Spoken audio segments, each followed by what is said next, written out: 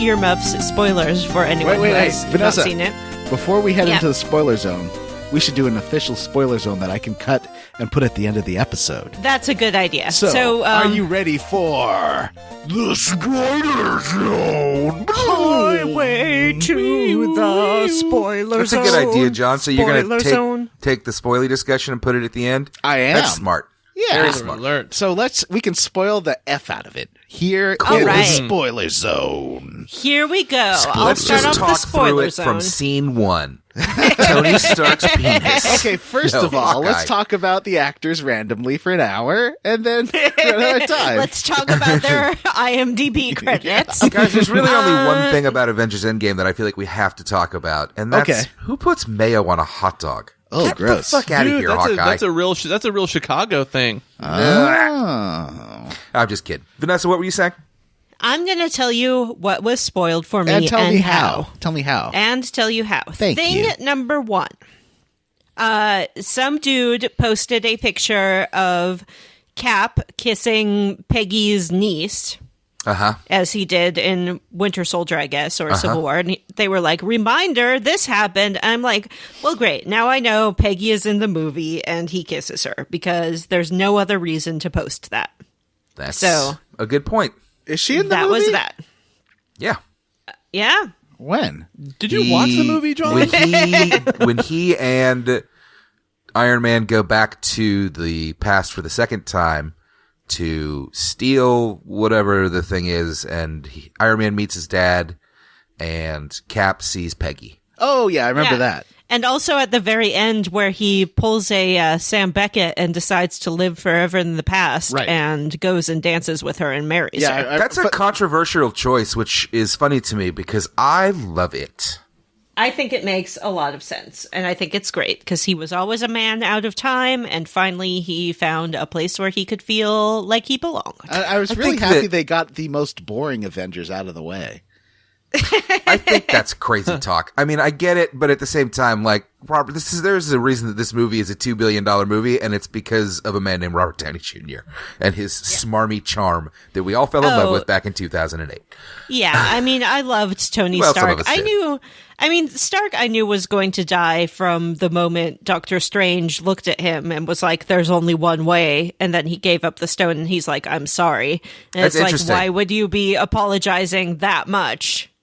Like, it's clear the one way he found was that Tony had to die. Also, knowing that there was a spoiler in the Homecoming trailer, like, I just heard that, and I'm like, oh, it's got to be that Iron Man's dead, because that's how trailers are structured. You start with the sad music, and it's like, Iron Man is dead. He was my only Avenger friend. That at least was just spoiled for you by Disney itself.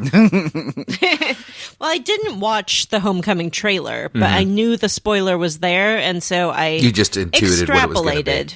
Yeah, because what else would it be? That's the only character that Spider-Man has a close relationship with. Is you a smart lady? It feels a bit like I am listening to Sherlock Holmes explain to Watson what all the clues meant and how he knew all along who the murderer was. So, and then finally I saw someone posted like, hey, spoilers, not spoilers thread or something. And it was a picture of a green refrigerator and like some guy standing next to it. And I'm like, well, great. Now I know that Black Widow gets fridged. Yeah, of course. Can I? Green like that the Hulk. fridge thing, I got mad about that one because I was legitimately like, this isn't clever. Every fucking person that sees this knows what this means. Everybody that sees it. And it was just posted, I saw it posted in just random threads and on Twitter and shit, where not like in spoiler things, not hidden, just assholes being like, ugh. Well, because they think that their clues are like so obscure that no one will be able to solve them, but I solved them all. I didn't have any of the character deaths spoiled for me. I'm impressed. I am legitimately impressed that you intuited that Iron Man was going to die from that line from Doctor Strange. I did not make that assumption, but you proved to be correct. No, I mean, I think that's all just on Cumberbatch and the way he delivered the line. Like, it was pretty clear. Do you think Bumper Bingle Cumberboop knew that? That's a good point, because I bet he did not. No, I think he probably did. I think that they've said that nobody knew what was going on for the most part. But he is a smarto. He is pretty smart. Is he? Yeah, he might have Sherlocked it himself. Man, one thing that made me, speaking of smartos, one thing that made me groan was when Tony Stark could just figured out time travel in about a day. Like, fuck that. So I didn't watch Ant-Man versus the Wasp, and I didn't watch Iron Man 3, and I didn't watch Thor 2, and I feel like those 3 movies in particular had a lot to do with stuff going on. Yeah, they really did. Yeah. Wait, no, Iron Man 3 had nothing to do with anything in this movie. Okay, there's a couple of things. One, other than one Easter when did egg. Gloop I mean, that's not. When did in this movie. What's her magazine called? Glop? Gloop? Gwyneth? Yeah, Gloop? Goop. Yeah, when did Goop get a Iron Man It's suit? set up in this movie at the beginning. When the first time you see Tony Stark, they set it up. Really? It's Yeah, he's like, foreshadowed I gave this to your mom. movie. Yo, I thought it was just like a helmet. The daughter is, that's... Well, he says he made her an armor set, but she never wears it. Well, yeah, she did wear the Iron Man suit in 3, though. Oh, Okay. She yeah. did say that she liked it. Yeah, she did. But Okay. that's not... Yeah. It is set up in this movie that I was waiting for her to show up the whole time. And I was very glad when she did, actually. Yeah. I like and the that way they ties to handled the comics, time too. travel stuff, but I was really hoping they wouldn't just do a time travel because it seems Oh, super that was lazy. the best part of the movie, though. I mean, I it was agree handled well, but with from John. like a story, like what the easiest way to wipe out something is just to go back in time. Oh, It no, felt- I love a time heist. Yeah. I love And the time loved- heist too, and that's, I think, one of the more clever things about this movie is that you kind of go in expecting it to be a war against Thanos, and instead it's a fun little time heist, and then at the end you get a war against Thanos. The war against Yeah. Thanos was the worst part of the movie. The time heist Yes. was the best part. It's a Yeah. Agreed. disagree. I really the war liked against the Thanos way was they- amazing. It's incredible how many people they had on screen. Like, the way it was shot was awesome. There were so many great lines, moments. Everyone looked the same. I didn't know who was who. It was I like mean, a boring very cartoon. bad a lot of it. eyeballs. Did you guys pick up in the seemed to be war about against 10 Thanos? Oh, you go ahead. This is something that I thought I saw and that Vanessa's mom thought she saw because she came with us as well. We both thought that we saw a little glimpse of Loki, like in the fray, fighting in the war against Thanos. But Loki's not alive in that timeline. But Loki he has is. the Tesseract, so he might be able to jump between realities at this point. No, Yeah. yeah, he's setup alive there, in. I think the setup there is that Loki is with the Tesseract, and I think knowing what it is at this point, I think that he's able to step between realities like a lot of these people seem to be. Oh, okay. And maybe that's how they're going to kind of give us an excuse to have him come back, but not Yeah. be his friend. There are no rules in these movies anymore. Like, That's fine, though. characters That's can what I just want do out of anything. this. Yeah. Well, I really liked, though, because I didn't ever really buy the romance between Peter Quill, and Gamora. So I like that they kind of reset that. Yeah. Yeah, me too. Yeah, I am a little worried that we're going to try a little too hard to get them back together. Yeah, people always do that. Like, people want that and it's like, no, they were a bad couple. Yeah, they definitely were. So I think that they set up Loki being able to pop around. I liked, a random thing that I enjoyed about the overall structure of the plot, or the overall plot is, I like how time travel is kind of uncomplicated. Those people seem to have kind of a hard time with it, judging from the, the threads and the articles and stuff, but it seems pretty uncomplicated. Basically, you can go back in time, but you can't fuck up the past. You can't fuck up the future. The end. Like, that's just it. You're not going back to your own past, basically. You're going creating I like an the way alternate that timeline. they creating wrapped an it up alternate really. timeline by going there.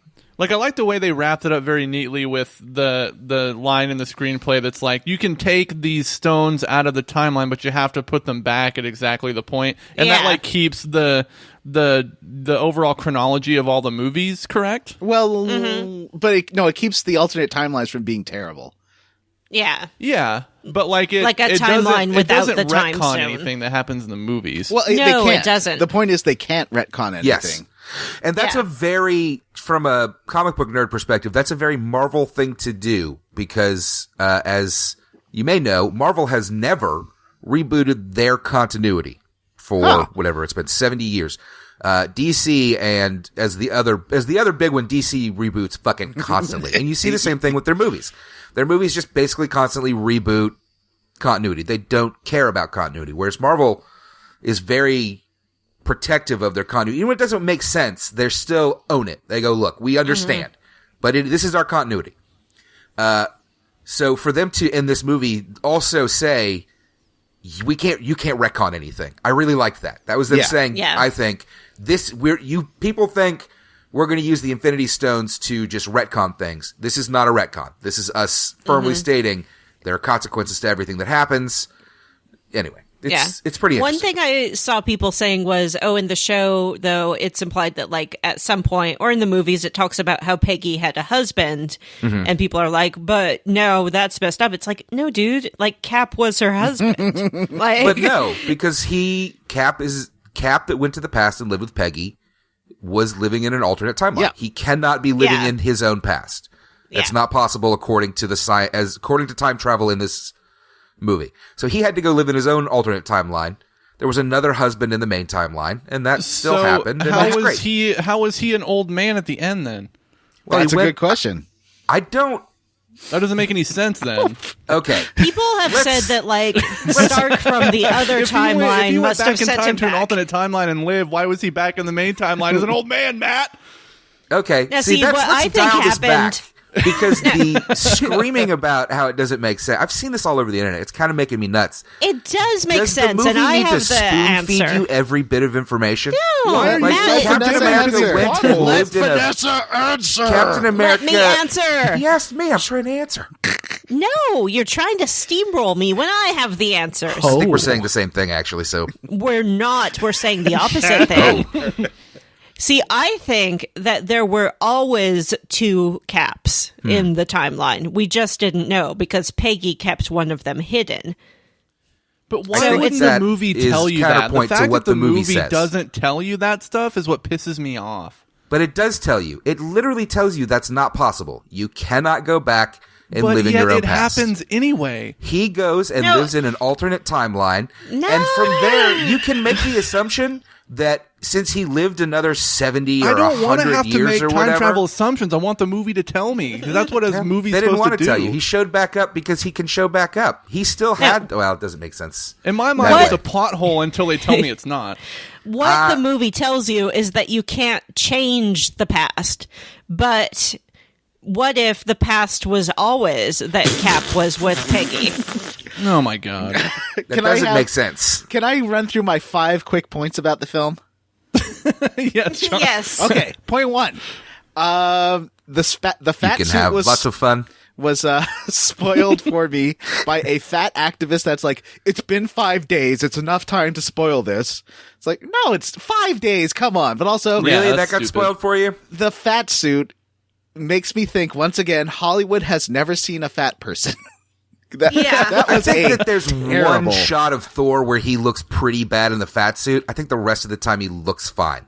But there's one shot there. Yeah, when he's shirtless, he looks bad. Yes, that one shot where he's shirtless. The first time you get the full reveal, he actually looks, I agree, he looks kind of bad. Yeah. Yeah, and it also sort of looked like the fat suit still had abs, which I don't know if it was like a joke or what. That's possible. I've seen, especially muscle bears who use steroids, get that. It's really weird. Mm-hmm. They have these big bellies, but they're rippled. It's super odd. Interesting. Can I ask this question in relation to that to what you just stated, John? Yeah. Did everybody else catch and love how when Thor used his little magic hammers, his crazy beard got braided? Yes. Nothing made me laugh harder than the look on his face when Captain America picks up the hammer. Than his fucking little beard that's all braided for no good goddamn reason. I loved that, like, callback to braids. The Age of Ultron fan theory when everyone's like, Cap could have picked up that hammer. Anyway. Like, we see it tremble. All right, so... John, point number 2. Point 2. I hope Spider-Man's best friend was snapped. Otherwise, what is he doing in that high school? All of Spider-Man's friends were snapped. Okay, that's good. Okay, point 3. I think my big problem with this movie was all of my favorite characters were sidelined. I understand why, because it's about the original Avengers, and I didn't really like everyone. The only one I like is Thor because of Thor 3, which was amazing. And Thor was kind of just depressed and fat and unhappy, and I didn't like that. So I just kind of Counterpoint. Yeah. Best joke in the movie when they compare him to Lebowski. Makes me laugh so hard. I wish they would have given, like, Rocket more credit. He was, like, the only one when they went to the past who was, like, not getting caught up in his own bullshit and actually wanted to get things done. All right. Point 4. At one point, there seemed to be, like, 5 Iron Men during the big battle. Okay, so there's Goop. 3? There Goop. was War Machine. War Machine and Iron Man. And I think maybe I was mixing up the guy who has the wings. Oh, Falcon. Falcon. He looked a little Iron Man. So He does. Is Falcon the new Captain America? Yeah. I mean, we'll see. Okay. Yes, according to the movie. We'll see what happens. I'm sure, but we'll see what happens in the movies. Well, it was going to be him or Bucky, so I like that they chose Falcon. I agree. I actually, in a kind of weird way, in the comics, both Bucky and Sam have been Captain America, and I loved the Bucky stuff and never particularly liked the Sam stuff, but I'm super happy that for the movies they swapped it, because I feel like the Sam's just the actor is a better actor and more engaging on screen. And if we're going to make a movie about one of these guys, can it please be the one I like? Which one's the one you like? Sam. The Which Falcon. one's... Okay, yeah, he's way more interesting. Yeah. I don't know that the cut this Bucky guy's a portion out, bad but- actor so much as just kind of... He's the very role is for him to be mopey TV and soap annoying. opera. He's just a metal arm. Point 5. Yeah. This is my final point. I feel the alive. whole thing at the end of Avengers, the last one was like, "Ooh, we're gonna get Captain Marvel," and then Captain Marvel came out. And they're like, "This is the most powerful Avenger," and then she shows up, and then Thanos is like, "Meh." Oh, that's not how I got that. Yeah, I don't know at what all. you're talking about. She was so easily defeated like everyone else, and it sucked. No, she wasn't. She's the one that came closest to beating him, But and she then didn't. he pulled a Arya Stark and smacked her into space. Yeah. It was Well, pretty yeah, clever. he took the other Power Stone out. Like, he could only defeat her by activating the Power Stones. He could only defeat her by using all the stones together or pulling one apart, I guess. Yeah, I mean, I thought they did a great job showing that she was kicking the crap out of him, and then he basically pulled a fast one on her and took her out. I just wish she had a better role in the movie because she's gone for 3 hours. Yeah, I think it's with her and with Doctor Strange, they're both so overpowered that they had to write it in such a way that, like, because Strange they solved by, like, having the dam break, and then he had to do that the whole battle. Right. Because otherwise, he can just portal Thanos in half, no problem. Right. And then with Marvel, she had to go because otherwise it's like, I don't know, she's just too strong. Like, I think there's they no set point up, to anyone else if she's there. Even when they had that great thing of, like, their social justice warrior moment. Thank you again, Marvel, for all the women being like, she has backup. It's like she didn't actually need it. When you see her, like, she's just like flying through everything like a bullet, and the rest of them are like doing their thing, but she does not need help. I would like to see an Avengers movie that's all ladies. I think that would be pretty fun. Yeah. or at least, that's the hope, is that the next one, maybe Captain Marvel's kind of the lead, like Iron Man's been kind of the lead in a lot of these, and can't be anymore. Like, can we at least get women that are in charge and not just sidelined and unceremoniously murdered? Yeah. Give me more of those Black Panther ladies, man. I wanted more of those ladies.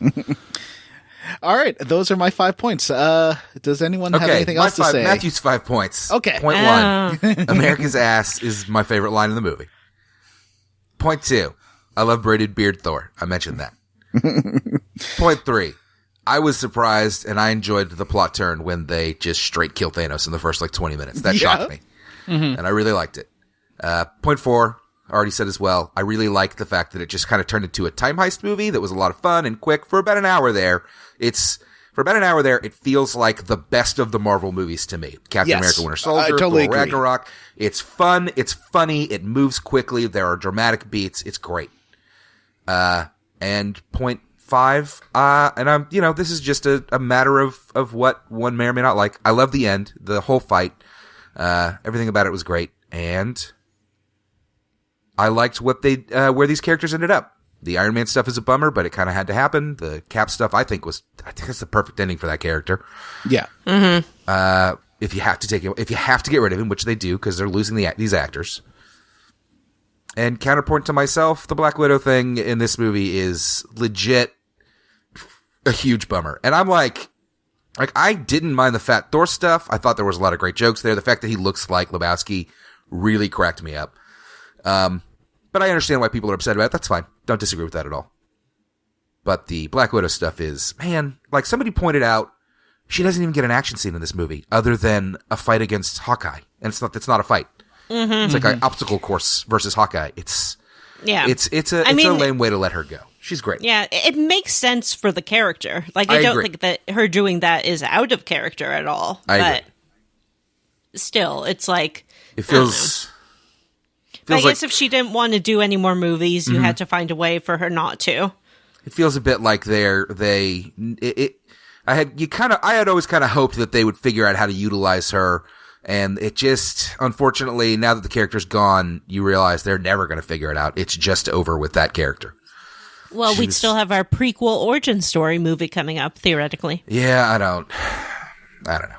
I mean, don't get me But then wrong. we'll go kind of back to, like, heartless, cold Natasha. I don't know. I do kind of wish they'd got Iron Fist, Jessica Jones, Daredevil, and Luke Cage. Yeah, that would have been cool. I have an unpopular opinion in regards to that, which is that I would like the Netflix characters as well as the ABC characters to as quickly as possible be dropped from the canon. Aww. I don't want those to be the versions of these characters that live in the Marvel Universe. Okay. I want a good Daredevil movie from Disney one day. Mm-hmm. Mm-hmm. I still love the relationship between Tony Stark and Spider-Man. I thought that was really cute the way they did it, and because it kind of plays with the whole theme of Peter never really getting what he meant to Tony, and Tony being unable to convey that. Mm-hmm. And they're both such good actors. I'll miss seeing them together. Mm-hmm. Sean? Will you finally answer the question that has been burning in my heart since I saw this movie? Oh, yeah. Oh, yes. Who is cuter? Okay. Professor Hulk or Classic Hulk? Thor 3 Hulk is the hottest. He's the hottest one. Yeah. That's what I thought. That's what I meant by Classic Hulk. I like Dumb Hulk. Not Edward Norton Hulk. Oh, God. I full on disagree. I still think that Bruce Banner is cuter than Hulk, but Professor Hulk is cuter than Classic Hulk. I think my favorite moment of the movie is when he had to pretend to be Classic Hulk and was smashing things. He's just like, God, when he dabs, I fucking fell out of my chair. Listen to your mom. She knows better. yeah. He's And such I a dork. also love the relationship of Ant-Man between all of them when he's just like not really sure if they know who he is.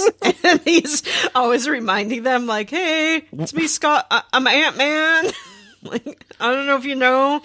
It's like these people are the most famous people in the world, right? Like they would have to be. It's crazy to me that he's sitting there with Captain America and the kids are like, the Hulk, and they don't turn around and go, holy shit, it's Captain America. Well, maybe they didn't notice because, you know, when you're like fixated on one thing, you're like, oh my God, it's Hulk. But then who else would Hulk be hanging out with? A little starstruck. It seemed to me that was maybe like a regular spot for him. It Yeah. just kind of felt like maybe he was there all the time, so. Anyway. One time I saw Meryl Streep at Disneyland, and she was with Tracy Ullman, and I almost didn't notice Tracy Ullman because I was so dazzled by Meryl Streep. All right, let's wrap this up by... I'm sorry, John, go ahead. Do you have 5 quick points? Yeah, 5 points, I don't know that I have 5, but I have a few things that I liked. So I liked... I thought the scene where Hawkeye was hanging out with his family and they all got snapped. I thought that was a very affecting scene. Oh, yeah. Yes. Yeah, Redner did a better job than I expected. Yeah, from him. he did a great job in the movie. I mean, does just daughter stuff just punch you in the chest like it does for me? Well, the fact that it does, and but It's not fair. But just like the contrast of him going from like family dude to being like alone, and how that probably killed him was done really well. The time travel stuff I thought was handled well in the movie. Conceptually, I'm not a huge fan of it because you have to kind of step outside of the narrative to just like go back and fix all of these things that they wanted to fix, and I wish they had a more like narratively relevant way to deal with the Thanos thing than just doing time travel. But I thought it was done really well in the movie. You just said a series of words, and I gotta be honest with you. It was like word salad. I don't know what you just said. And I thought the battle at the end was a big gray cartoon that was kind of boring. But I thought that when they really zeroed in on like actual characters fighting each other, like when Captain America and Iron Man were fighting Thanos, I thought that was done really well. But when they added everything else, it turned into like a big gray gleep glop thing. There were so many people in those scenes that like people have been going through and picking through, and it's crazy. Like all the Ravagers are there from the Guardians movies. Howard the Duck is there somewhere. Yeah, I saw that. What? Yeah, Howard the Duck is in there. Almost every character that has made an appearance in this series shows up in that shot somewhere. Mm-hmm. That is I thought it was good. I wish there was more. Wish there was more Black Panther. And that stuff, but otherwise I thought it was really good. I liked the ending to it, like the whole ending scene after the battle, all of those scenes together fit really well. The Captain America thing does not make sense in the logic that we've established with time travel. Otherwise, disagree with that. You are wrong. Otherwise, the fact that you don't understand it means that's a you problem, not a movie problem. I'm kidding. That is something terrible. You know what I'm not going to do, though, is go read a bunch of think pieces on the internet about how it makes sense. Oh, no. I fucking had to... I skipped... See, I walked out of the movie and thought it made sense, but I saw a lot of the think pieces and stuff. I skipped a lot of it. I just can't with a lot of this stuff. Mm-hmm. I had a problem because it wasn't until the scene where Black Widow dies that I remembered it wasn't the guy from Firefly playing Hawkeye, because for the first 2 hours I thought it was. Oh, and I really liked what they did with Hawkeye overall. Some people thought it was a little too edgy, but I thought it was good. Yeah, that's fine. Yeah, I agree. I mean, I don't. It's one of those. It's like heavy Thor. I totally see people's gripes, and I'm not going to tell anybody they're wrong. But I didn't have a problem with it. It was fine. It seemed like a Netflix original show, like that he was a Jessica Jones level character, and then I could see that. I mean, that one action scene is better than any action scene in the entirety of the Netflix fucking. Oh, that Daredevil has amazing action scenes. Yeah, they kind of made Hawkeye like a John Wick. It was like there was like a so scene from a John Wick movie there for a minute. I love this is not I don't know how to phrase this. It's not something that I'm suggesting is like what makes the movie good or what people should love about it, but something that I love about these things is how they can just do crazy nonsense and just smash it all together. We can have fucking space gods and ninjas killing fucking Yakuza or whatever. Yeah, and it all Tokyo works. Gangsters. Yeah, you can have a Valkyrie on a horse, which was flying horse, fucking amazing. And one other thing, I wish that Rocket would get more of a due, because like I said, he was the only one who was actually on task in the time travel shenanigans. The only one actually working towards the goal effectively. I thought Renee Russo stole the movie for her. Ooh, she did. scene. Yeah, she did really well, man. She had some of the best written lines in the whole script. She did. I didn't like her fat joke. I wish she'd said something like "take a no, shower" instead. I don't get it. Like, I get that people have a problem with that, but man, do your parents not look at you and tell you to eat a salad when you're looking chubby? Because mine do. It was very relatable and true to life. I thought like her whole pep talk to Thor about being himself and all that stuff. I thought that was done really well. Yeah. But yeah, that's how I feel about the movie. Solid B+ for me. This is still Vanessa's level up, I think. Vanessa, did you want to take us out with your own 5 points? Sure. Here are my 5 points. Ass of Captain America, very good, as you said. Glad someone finally said it in game. I liked Hulk pretending to smash. I like time travel. I like the relationship between Peter and Tony. And I liked that Tony was living the full goop lifestyle. Feels like that must have been like some kind of a negotiation. Like, okay, I'll do the movie, but we have to talk about compost and growing your own food and putting eggs up your vajayjay. I thought she was so wonderful in this movie in her few scenes, and I'm a bit bummed that, you know, IRL, she's kind of terrible. Yeah. Mm-hmm. She's a good actress, man. She's fucking great, man. That scene when he passes and she's looking right in his face is, I think, fantastic acting. Just like the scene when Scott sees his daughter for the first time in 5 years. I think that one is great too. Some of the best acting in these movies. It just blew me away. One last little thing I wanted to touch on that I meant to. I'm going to sneak in a sixth point. I'd like to get your opinions on this. I think that let's not talk about the time travel, hows and what's it aspects of Cap's ending. But how he got there, I've seen a lot of arguments that like he would never do this, and not necessarily he would never do it, but that it's terribly out of character.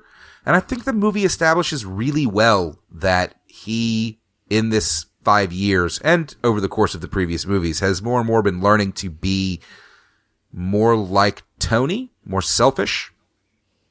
In the way that Tony learned to be more like him. What are you referring to? I'm referring like him to just his taking himself out arc. of the game. And I think he's always been depressed since he woke up. It's he's never been happy to be there. Oh, I also liked when Cap was fighting himself and he said Bucky's alive. He's like thought of the one thing that would make his past self like be like, wait, what? You know? Anyway, what I was saying is I think it's really thematically interesting. I think it's really thematically satisfying because in the first Avengers movie, I think that one of the themes of Tony's character arc is that he is learning to be more of a selfless person. And I think a lot of the lines, the little ones like, that is America's ass, which is such a great line, really, I think, shows that this 5 years later, Captain America isn't quite the same person. I don't know, it just works for me really well. I think a lot of that is just like I think a lot of it is just the writers settling into the character a little better. Yeah. Like, after having to deal with, 5 or 6 movies with these characters, they're just a little bit better at writing them. Well, no, what I'm saying is I think that it's intentional. They're trying to show you Steve Rogers. He says it at the end when he leaves to, who's he talking to?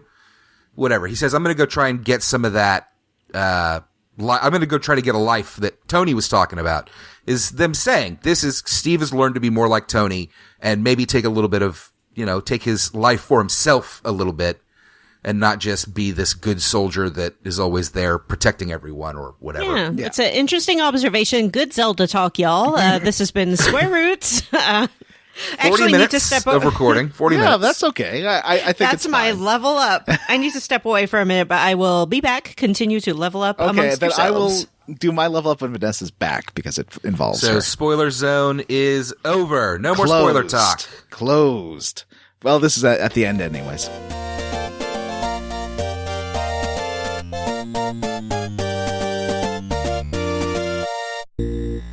Hey, is that everybody? Did we do it?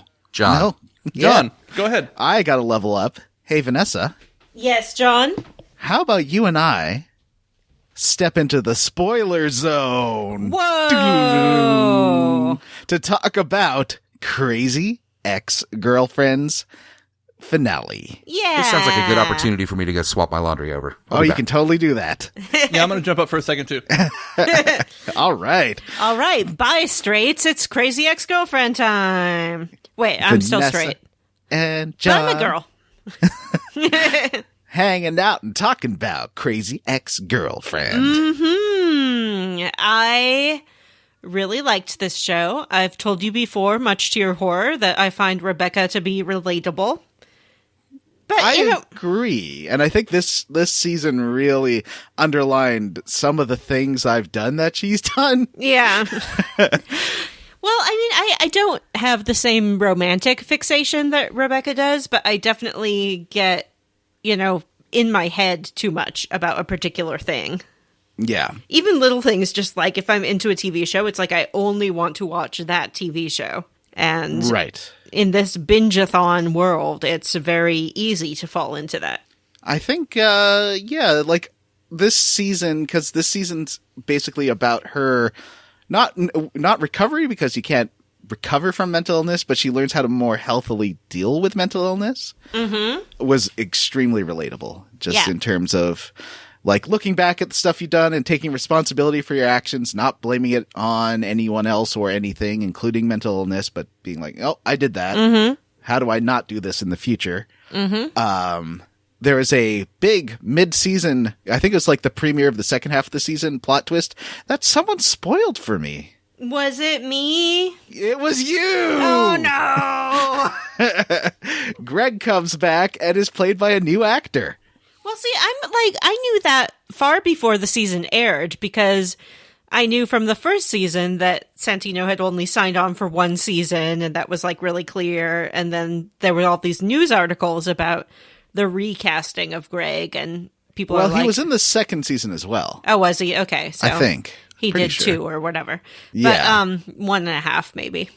But I did, as much as I liked the first Greg performer very much, very, very much, very, very much. Well, he's so likable and kind of broken, and really, he inhabited the character in such a good way. Like, you could see exactly like, oh, this guy's screwed up, but also really charming. Yeah, but I did like the way they wrote New Greg in. Being like, Rebecca being like, that's not Greg, and everyone being like, that's Greg. What are you talking about? But he's played by someone who's much younger. Well, not like 5 years, but like, I was very surprised that original Greg is younger than me, because he has a sort of lived-in face. Yes, those are some city miles on him.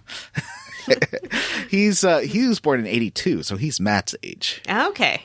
And new Greg is born in 87 and looks like much, much younger. Yeah, but I mean, I sort of took that as being like the way Rebecca saw him before, because she was so into Josh, like everyone else looked really like poorly by comparison. But then when she sees new Greg, it's like he's young and cute and has his stuff together more. Right. What did you think of the way everything kind of wrapped up? Much as I used my Sherlock skills to detect the way things would wrap up in Endgame, I used my Sherlock skills and sort of figured they have to have her not end up with anyone, because it's the only thing that makes narrative sense to be the end of this woman's journey. It's what they should have done in Sex and the City. At least have one woman not be hooked up with someone, because that would have made sense with at least the way the first couple of seasons were written. Yeah, and they did not do it. They ruined it. And Crazy Ex-Girlfriend really takes the premise of, no, it's about yourself. You can't find love, or you can't use love to fix your life. Yeah. But I will say I really liked the way they did that 3 dates episode. Yes. And I liked the way they wrapped it up with Josh, because it was really clear after that date that he was not the person for her. And he didn't even really care about her so much as he cared about just being with someone, It's like he's like her in that way, where he really feels like he needs a relationship to be complete. Right. And Nathaniel is totally dreamy. I think they had the best physical chemistry. But I can understand why he would be a poor choice for partner for her as well. I liked his ending a lot. Yeah, where he went off to work with the monkeys. The most selfless person. Yeah. But her date with Greg was just like the sweetest thing. And I was like, they belong together. It's just like... But I like that they did. I really thought that was smart, of being like, you can be perfect for someone and have an amazing time, but if it's not the right time for you, it's still going to be bad and make you sad. Exactly. And that was so smart. I mean, the show really clearly left it open that, at some point in the future, she could get back with Greg or Nathaniel. I think the show wants us to think it's Greg, which kind of makes the most sense because they... Do you really... I really feel like the show's like, no, it's about her. It's not about Greg. I think it's both. I think it's about her, but also she would be good with Greg. I got a little self-absorbed being like, okay, this is really the story of Rachel Bloom. Yeah. At the end. But it's like, no, pursuing your passion is very important. Right. Well, in any show that's created by someone around them playing the principal character gets a little bit like that too, Yeah. It's semi-autobiographical. I can't talk. Last thing I really want to get into is I thought the stuff with Paula was so smart because it went against every romantic comedy you've ever seen. She doesn't forgo getting a good career to be with the small firm with people she's friends with. Yeah. She doesn't let that get in the way of her career. Yeah. She doesn't quit them when they make her wear suits because they're like, oh, actually the suits don't really matter. She doesn't quit when they won't let her do pro bono work because she holds her ground and they respect it. And that was so smart because literally every other show I've seen would have had Paula go back to the small firm. Oh, yeah, absolutely. And be like, you guys are my family, blah, blah, blah. It's like, no, she's too smart for them. Yeah. She's too good a lawyer for that firm. Yeah. Yeah. Otherwise, I loved her seeing how she was unhappy in all the relationships because she was unhappy and with herself and that it didn't fix her life. The flash forwards were very good. Yeah, I liked it. And makes me think that sometimes I obsess about getting a boyfriend because I'm unhappy and how maybe that's not the healthiest thing. And I think that was a very good message for me at this point in my life. Don't focus on romance. Focus on your creative pursuits, like the Square Roots podcast.